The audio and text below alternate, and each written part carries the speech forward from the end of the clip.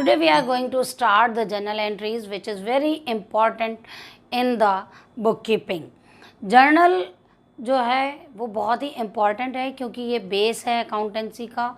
So you have to focus on these things which I am going to explain. First one, journal is a book of prime entry. Prime और original बोल सकते हैं.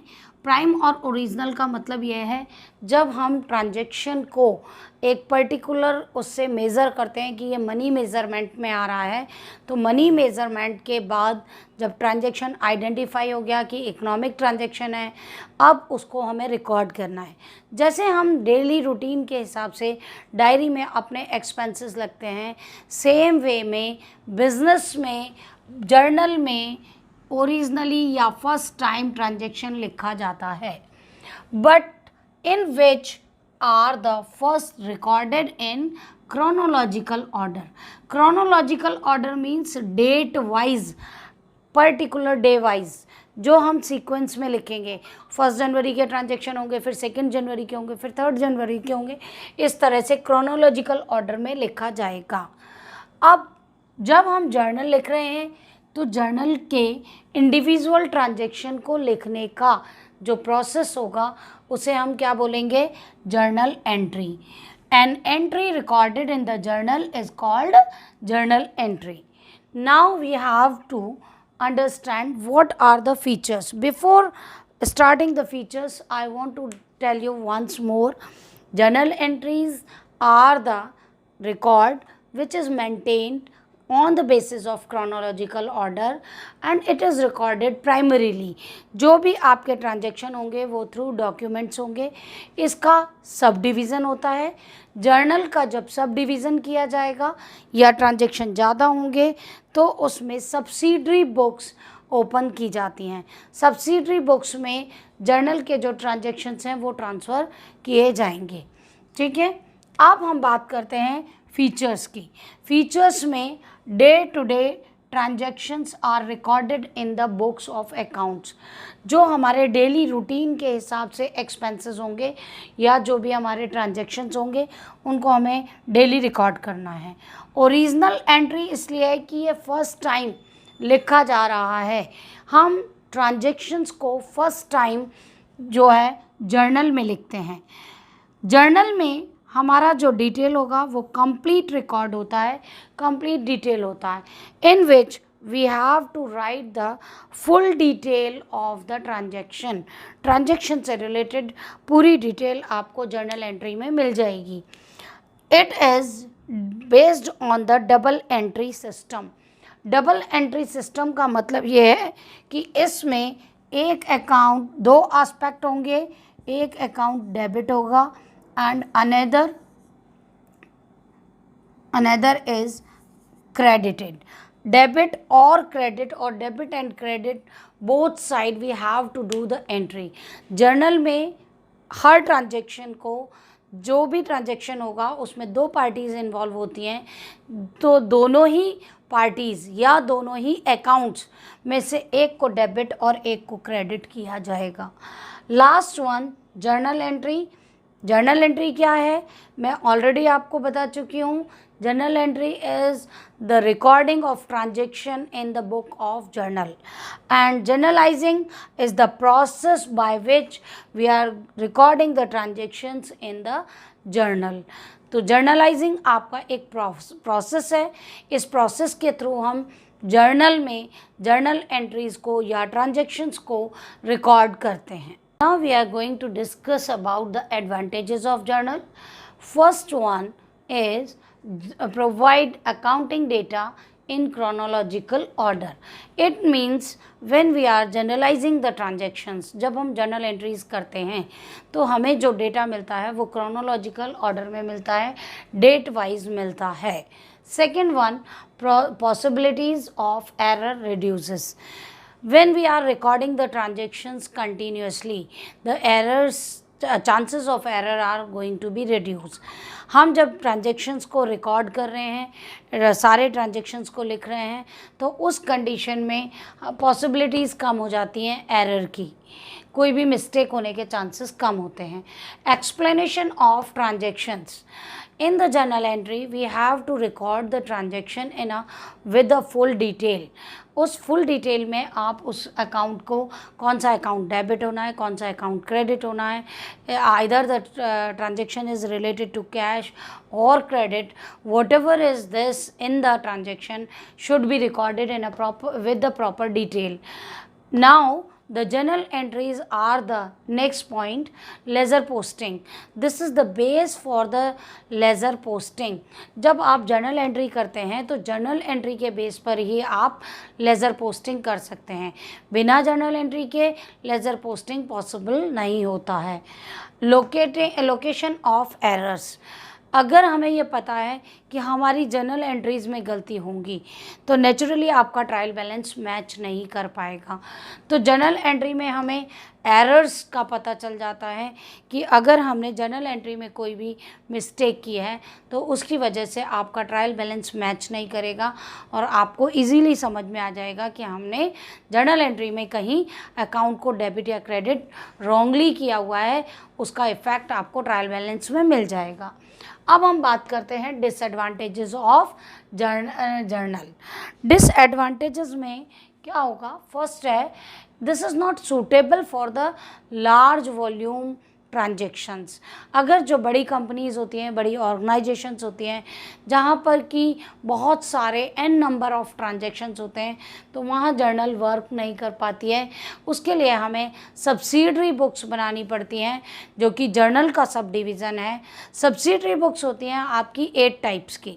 Subsidiary books के नाम मैं आपको यहाँ बताऊँगी, आगे जब सब्सिडरी बुक्स बताऊँगी तब पूरा एक्सप्लेनेशन दूँगी।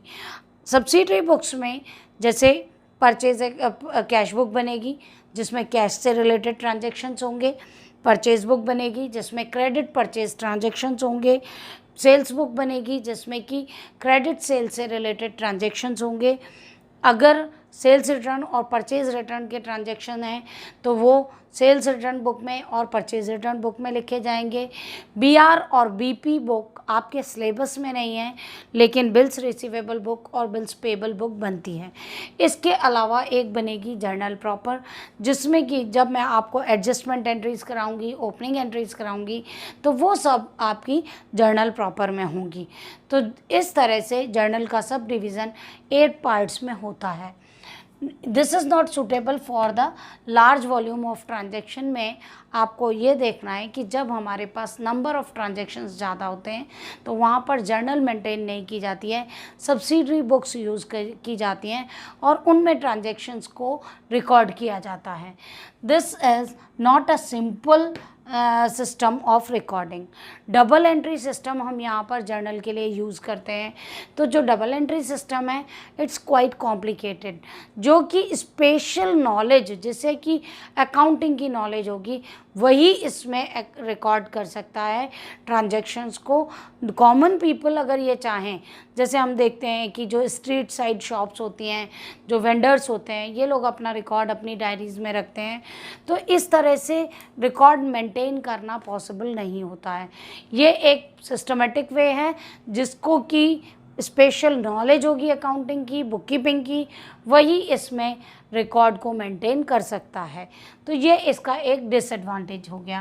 Cash balance is not revealed actually on the basis of journal. Journal के बेसिस पर हम किसी भी अकाउंट का कि टोटल हमने कितना परचेज़ किया, या हमारे पास अभी कितना कैश बैलेंस है, या हमने अब तक कितना सेल किया है गुड्स को, या हमारा जो पर्टिकुलर किसी भी पर्सनल अकाउंट को अगर हम डील कर रहे हैं तो हमें किसका कितना पेमेंट करना है या किससे कितना पेमेंट लेना है, ये सब हम जर्नल के बेसिस पर नहीं कर सकते हैं। तो जर्नल का ये एक ड्रॉबैक है। Not a substitute of ledger. जो हम जर्नल बनाते हैं उसके बाद हमारा अगला स्टेप होगा लेज़र पोस्टिंग का। लेज़र पोस्टिंग में हम एक एक इंडिविजुअल अकाउंट को मेंटेन करते हैं और उसके बेसिस पर हम बैलेंस निकाल पाते हैं। तो हम ये कह सकते हैं कि जर्नल जो है वो लेज़र का सब्स्टिट्यूट नहीं हो सकती, यानी कि जर्नल के बाद हमें लेज़र बनाना कंपलसरी है। ऐसा नहीं हो सकता है कि हम लेज़र ना बनाएं और जर्नल से ही बैलेंसेस पता कर लें, ऐसा पॉसिबल नहीं होता है। Now we are going to discuss about the format of the journal. Journal का फॉर्मेट बनाने में मैं आपको पूरा एक्सप्लेन करूँगी किस तरह से करना है। सबसे पहले हम लिखेंगे इन द बुक्स ऑफ, और इन द बुक्स ऑफ में उस ऑर्गेनाइजेशन का नाम होगा जिसकी हम जर्नल बनाते हैं। सिंपल वे में मैं आपको समझा सकती हूँ कि जब क्वेश्चन स्टार्ट होता है तो उसमें लिखा होता है कि business started by person, name of the person, जिस पर्सन ने बिजनेस को स्टार्ट किया है उसी का नाम यहाँ पर आएगा। ठीक है, उसके बाद हम सेकेंड लाइन में लिखेंगे जर्नल, और थर्ड लाइन में हमारा ये फॉर्मेट स्टार्ट होगा। सबसे पहला कॉलम जो हमारा फर्स्ट कॉलम है which is related to the date.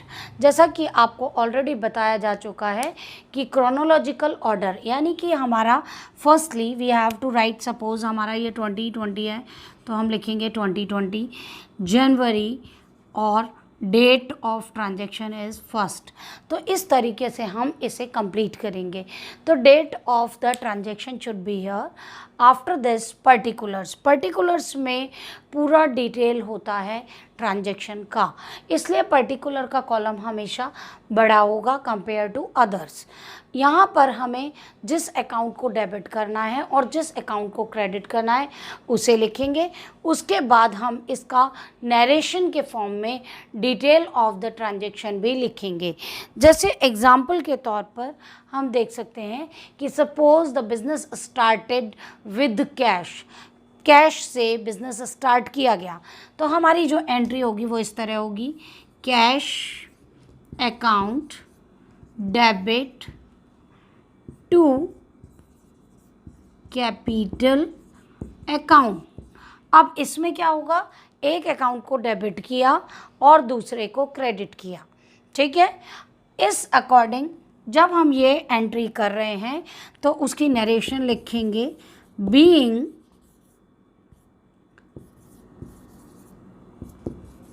Business started with cash, और इसके बाद इसे क्लोज कर देंगे। और सेपरेट ट्रांजैक्शन करने के लिए पर्टिकुलर के कॉलम में एक लाइन ड्रॉ करेंगे। ठीक है, तो हर ट्रांजैक्शन को सेपरेट करना ज़रूरी होगा। कैश अकाउंट डेबिट हुआ है, as per real account debit what comes in, जो आया उसे डेबिट करो। अब क्योंकि बिजनेस स्टार्ट हुआ है तो बिजनेस में कैश आया है। And as per personal account, क्योंकि कैश क्या है, रियल अकाउंट है। ठीक है, रियल अकाउंट के अकॉर्डिंग जो रूल्स हैं वो क्या कहते हैं, डेबिट व्हाट कम्स इन, तो हमने कैश को डेबिट कर दिया क्योंकि कैश आया है। और to capital account, capital account क्या है, कैपिटल अकाउंट पर्सनल अकाउंट है, पर्सनल अकाउंट है। और पर्सनल अकाउंट के रूल्स क्या बोलते हैं कि debit the receiver and credit the giver, क्योंकि कैपिटल अकाउंट ओनर का अकाउंट है, देने वाला कौन है, ओनर है, इसलिए कैपिटल अकाउंट को हम यहाँ पर क्रेडिट करेंगे। इस अकॉर्डिंग सपोज आपका 5 लाख का अमाउंट है तो आप ये 5 लाख रुपीज़ डेबिट वाले डेबिट में और कैपिटल वाले क्रेडिट साइड में लिखेंगे।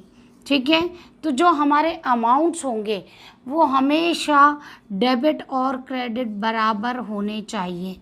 एक अकाउंट डेबिट होगा तो दूसरा क्रेडिट होगा। कंपाउंड एंट्री में थोड़ा सा डिफरेंस आएगा, वो मैं आपको आगे समझाऊंगी। अब डेबिट और क्रेडिट के अमाउंट आपको समझ में आ गए। Cash account debit with 5 lakh, to capital account with 5 lakh. ठीक है, डेबिट का अमाउंट डेबिट में, क्रेडिट का क्रेडिट में। उसके बाद आपका एक कॉलम और बचता है LF। LF is related to the ledger folio. Ledger folio का मतलब ये है कि हम पढ़ चुके हैं कि इस पर्टिकुलर जर्नल एंट्री से हम एक अकाउंट का डिटेल या समरी नहीं निकाल सकते कि हमें कितना कैश देना है, कितना लेना है, या कितना ड्यूज़ है, ये सब नहीं निकल पा रहा है। तो उस प्रॉब्लम से बचने के लिए ये सारे अकाउंट्स कहाँ ट्रांसफ़र होंगे, लेजर में ट्रांसफ़र होंगे। जैसे लाइब्रेरी में बुक्स अलग अलग शेल्फ में रखी होती हैं, तभी हम आसानी से समझ पाते हैं कि ये मैथ्स की बुक्स हैं, ये इंग्लिश लिटरेचर है, या ये हिंदी की बुक्स हैं या ये अकाउंट्स की बुक्स हैं, और हम इजीली वहाँ पर जाकर अपनी बुक्स को सर्च कर लेते हैं। सिमिलरली अकाउंटेंसी में भी जर्नल से सारी अकाउंट्स जाकर के लेजर में सेपरेट हेड वाइज हो जाते हैं। तो जो लेजर में ट्रांसफ़र किया जाएगा उस लेजर बुक का कौन सा पेज नंबर पर ट्रांसफ़र हुआ है उसके लिए लेजर फोलियो बनाया जाता है। ये प्रैक्टिकल लाइफ में होता है, आपकी बुक में इस तरह के क्वेश्चन में नहीं है, लेकिन ये कॉलम होना कंपलसरी है। तो आप इस कॉलम को ओमिट नहीं कर सकते हैं, उसको बनाना ज़रूरी है।